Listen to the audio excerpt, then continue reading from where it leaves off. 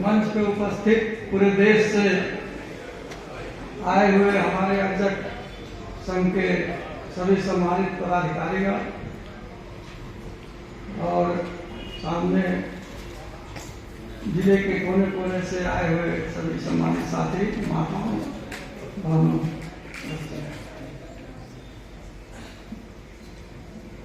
अध्यक्ष संघ के बारे में अभी तमाम साथियों ने आपको बताया और आज जिन महापुरुषों के परिनिर्वाण दिवस के अवसर पर हम यहाँ इकट्ठा हुए हैं उसके बारे में भी तमाम साथियों ने अपने अपने तरीके से उनके बारे में चर्चा किया और हम चाहते हैं कि वर्तमान परिस्थितियों में जो देश की हालात है उस हालात पे जिस तरीके से हमारे महापुरुषों ने अपने जीवन काल में संघर्ष किया और लोगों को जागरूक करने का काम किया, उसी तरीके से आज इस बस्ती की धरती पे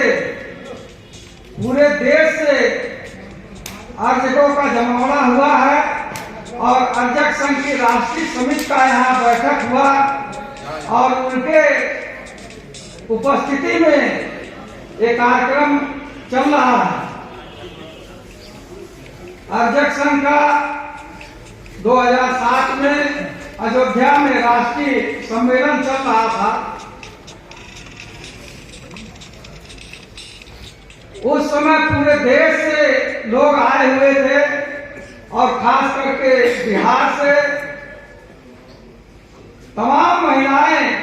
वहां जुटी हुई थी और जब वो अध्यक्ष संघ के साथी अयोध्या की सड़कों पे सुबह के समय निकले तो वहां के साधुओं ने महात्माओं ने कहा कि अयोध्या में राम की नगरी में रावण के वंशज कहां से आ गए। और साधुओं ने महात्माओं ने नहीं कहा बल्कि वहां के अखबार में दूसरे दिन इस बात को छापा भी कि अयोध्या राम की नगरी में रावण के वंशज पहुंच चुके हैं। और अध्यक्ष संघ का सम्मेलन समाप्त हुआ और अध्यक्ष संघ अपने पदार्थवादी विचारधारा को फैलाते हुए आज यहाँ बस्ती में जो एकत्रित हुआ है ऐसे समय में हुआ है कि जब अयोध्या में राम का मंदिर बन के तैयार हो रहा है और उस राम को प्रतिस्थापित करने की तैयारियां पूरे जोर शोर से भारत सरकार के द्वारा प्रदेश सरकार के द्वारा किया जा रहा है और पूरे दुनिया में ये बताने की कोशिश किया जा रहा है कि इस देश में भारत में राम राज्य स्थापित हो गया है और मनु की स्मृति के हिसाब से हम इस देश को संचालित करने जा रहे हैं। अभी एक मुख्यमंत्री यादव हुआ है, उसने कहा कि मेरे काम का मैनिफेस्टो गीता की जो किताब है उसमें जो बातें लिखी गई है वही ही है। आज जो भी हमारे राजनीतिक दल हैं देश की बड़ी पंचायत में उनको निकालने का काम किया जा रहा है और उसका एकमात्र कारण यह है कि अगर उनके द्वारा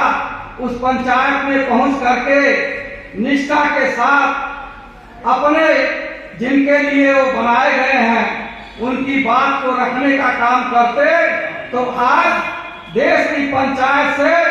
जो सांसद बाहर निकाले जा रहे हैं उनके साथ पूरे देश का समूह खड़ा हो गया होता। लेकिन मेरी समझ से जो जिसके लिए चुन करके वहां देश की पंचायत में जाता है वो उनकी बात को वहां न रख करके, उनकी संस्कृति को वहां न कायम करके, वहां जो संसद की संस्कृति है, राजनेताओं की जो संस्कृति है, उसी संस्कृति में अपने को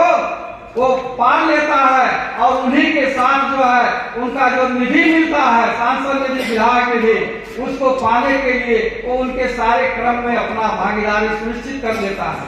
और यही कारण है कि आज हमारे देश की बड़ी पंचायत से जो सैकड़ों की संख्या में सांसद निलंबित किए जा रहे हैं, उनके निलंबन पर देश की जनता उनके साथ नहीं खड़ी, क्योंकि वो देश की जनता के लिए आवाज नहीं उठाते हैं। वो केवल अपने परिवार के लिए, अपने समूह के लिए, अपने राजनीतिक जीवन के लिए, अपने राजनीतिक भविष्य के लिए बात करते हैं। इसलिए आज इस देश की जनता उन राजनेताओं से अलग हो चुकी है और तंत्र अलग हो गया है, राज अलग हो गया है। ऐसे समय में अर्जक संघ ही और ये अर्जक समाज जो बनाएगा, यही अर्जक समाज इस देश में गैर ब्राह्मणवादी विचारधारा को, पदार्थवादी विचारधारा को, जो गौतम बुद्ध ने इस देश में चलाया था और इस देश को एक ही सूत्र में बांधने का काम किया था, और महामना डॉक्टर अम्बेडकर जी ने जो भारतीय संविधान को लिख करके नागरिकों के मूल अधिकार को दिया, और उन्होंने कहा कि इस देश का बच्चा इस भारत में पैदा होगा, चाहे जिस वर्ण में हो, चाहे जिस जाति में होगा, उसे भारतीय संविधान के तहत नागरिकों के अधिकार दिए जाएंगे। और उन्होंने कहा, व्यवस्था दिया संविधान में कि देश की चुनी हुई सरकार की जिम्मेदारी होगी कि 6 साल से 14 साल तक के बालक बालिकाओं को निःशुल्क, अनिवार्य और समान शिक्षा दिया जाएगा। और वो शिक्षा कैसी होगी? उस शिक्षा के माध्यम से वो बच्चे स्वावलंबी होंगे और उनके अंदर देश प्रेम की भावना जागृत की जाएगी। लेकिन उस भारतीय संविधान की व्यवस्थाओं को दरकिनार करके आज देश का प्रधानमंत्री कहता है कि कोरोना को हटाने के लिए आप थाली बजाइए, और पूरे दुनिया के वैज्ञानिक हतप्रभ हो जाते हैं कि इस देश का जो प्रधानमंत्री थाली बजा करके कोरोना को हटाने का काम कर रहा है, और पूरे दुनिया में वैज्ञानिक सोचने लग जाते हैं कि आखिर ऐसा कौन सा जादू उसके हाथ में है कि थाली बजा करके वो कोरोना को ठीक कर दे रहा है। तो साथियों, आज इस देश की बागडोर ऐसे हाथों में चली गई है जो अपने पैर में जिस तरीके से कालिदास जिस डाली पर बैठे हुए थे, उसी डाली को काट रहे थे, उसी तरीके से इस देश के हुक्मरान इस देश की जनता को काटने का काम कर रहे हैं। इस देश की जनता पे तमाम तरीके से उन्हें शोषण करने का काम कर रहे हैं, उन्हें शिक्षा से महरूम करने का काम कर रहे हैं, उन्हें चिकित्सा से महरूम करने का काम कर रहे हैं, और उनकी सुरक्षा से महरूम होने का काम हो रहा है। साथियों, कभी समय होता था कि लोगों को लोग मारते थे, लेकिन आज इस राम राज्य में अखबार उठाइए तो पता चलता है कि कम से कम 5-6 लोगों ने फांसी लगा करके आत्महत्या कर लिया और पेड़ों में रस्सी के सहारे अपनी ये लीला को समाप्त कर लिया है। तो लोगों को मारने का भी नहीं जरूरत है, लोग स्वतः स्वयं मर रहे हैं। ऐसे राम राज्य में राम को सम्मुख को मारने की जरूरत नहीं है, और इस देश के सम्मुख स्वतः अपनी आत्महत्या कर रहे हैं। ऐसे में साथियों, जो अर्जक संघ की जो सांस्कृतिक विचारधारा है, जो मानववाद है, पदार्थवाद है, इस बात को पूरे देश में, पूरे देश के लोगों को अंगीकार करना होगा। जिस तरीके से हमने भारतीय संविधान को अभी प्रस्तावना को यहाँ पढ़ा है कार्यक्रम के शुरुआत में, और जिसमें कहा गया है कि पंथ निरपेक्ष गणराज्य की स्थापना के लिए हम दृढ़ संकल्प होकर के इस भारतीय संविधान को अंगीकृत करते हैं, अधिनियमित करते हैं। लेकिन साथियों, आज देश में उस पंथ निरपेक्ष की जगह पर पंथ सापेक्ष हो गया है और एक पंथ के लिए पूरे देश की सरकार लग चुकी है।